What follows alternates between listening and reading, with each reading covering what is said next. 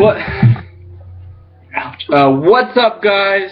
This is the 4th episode of Brandon the Bookman. This could only have happened with the support of you guys and the friends and the followers and the family and the massive YouTube support I've been receiving in the direct messages. This is exciting for me.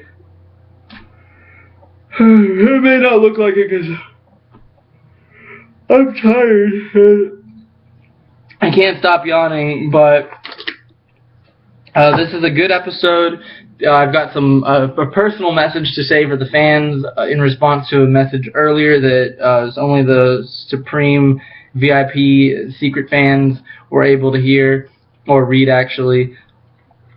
So I made a post today to my secret fan club that there would be a new episode and that hashtag the hat is back. And this was a reference to the red hat in the first episode, which was easily the most successful episode. A great start, right? Many rock and roll bands have done the same. Biggest album's the first one, and it's kind of downhill from there. But that's not going to happen with me, because I'm going to have new and exciting features in the shows. And if you guys subscribe and comment and like and donate, there's more opportunity for those things in the future.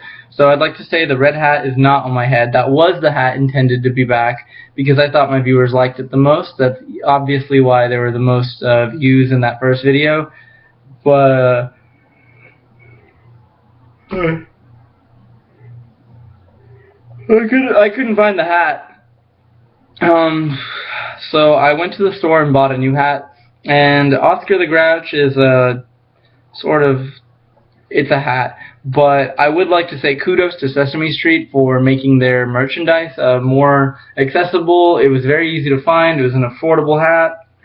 And I'd also like to say thank you, Sesame Street, for finally making some of the clothing with the lesser characters. I did see Grover, and I did see Oscar the Grouch, and I did see the bug guys, those guys. This hat's a good representation of the anger inside us all as a human species. I wear it on my head to remind you that you don't want to be like this guy. You want to be like this guy. You want to be smart. You want to be good looking and fun. Follow my steps and read lots of books, because that's what's doing it for me. I am more personally fulfilled than I've ever been, and if you are angry and let negativity rule your life, then you will end up like Oscar, who is angry and now has an official last name, The Grouch, and you'll live inside of a trash can, or possibly your legs will turn into the metal trash can. So that's actually a subtopic I'd like to know more about. So if you guys would want to comment below, right? Comment button's right there, I think. Comment below with your opinions.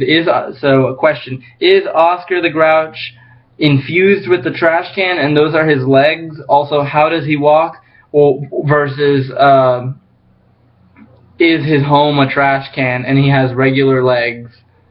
So that's it for that. But today's episode is about Gulliver's Travels. This is a book by Johnathan Swift and edited by Robert A. Greenberg. I don't know what the importance of editing is in books, but this guy, Robert A. Greenberg, wanted his name on the book that bad, I guess. This says it's an authoritative text, the correspondence of Swift, Pope's verses on Gulliver's Travels, critical essays. Shoot, I forgot to read the essays. Sometimes reading the back of books and things like this page, you can finish a book without having to read that stuff. So I just wanted everybody to know that to read a whole book doesn't mean to read the glossary or the essays or the prologue or the epilogue. Sometimes you just gotta read till the chapters end, which is how I read this book. And the interesting thing about this book is that it's actually 4 tiny books, and I really enjoy this because it reminds me of the issues of comic books that I've bought where you get the first 10 in the series in one book that kind of resembles a novel, but you open it and it's comic books. That's kind of what this guy did, which I'm sure also comics were the inspiration for. He wanted to make a book with lots of mini books inside of it. Actually, only 4, but that's really cool. Kudos to Johnathan Swift for being original. I like that. I'm a very original person myself. Okay, so about the book, this stars a character named Lemuel Gulliver. That is a complicated first name. That's is probably from a strange culture. So we're just gonna call him Gulliver. I really don't know how to pronounce it. I don't want to butcher him or the book. So Gulliver is a surgeon. He's on a big pirate boat, and the boat kind of gets. They described it like a flood sort of explosion, and he ends up washing up on the shore of an island called Lilliput. And on that island, he's a giant, and he's tortured. But really, what is torture when you are a giant compared to men the size of toothpicks, who are going to use micro toothpicks to poke at you and prod you? I don't really understand the level of pain that Gulliver felt. Hopefully I never will have to, but I also do think I am ready to be tortured by a microscopic sort of human creature. So pretty much he's the giant of that place, and it's weird. I wonder if he stepped on any of them. The book didn't address that, but that'd be funny. The second book is he's captured by real giants, not giants like him, maybe 6 feet tall, but super giants, probably 12 feet tall, or 13 feet tall, or maybe 18 feet tall. He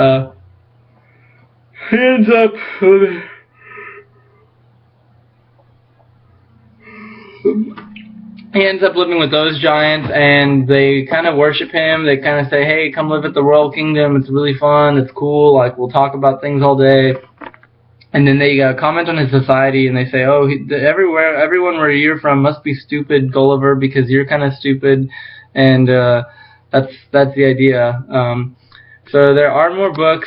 The second and third book, the third and fourth book, were not that great. They were I kind of forgot what they're about. Let's see. Okay, so he goes to another island. This is the third book now. It's called Flying Island, and there's a lot of everybody likes math and the music, and it's a kind of a weird nerd society.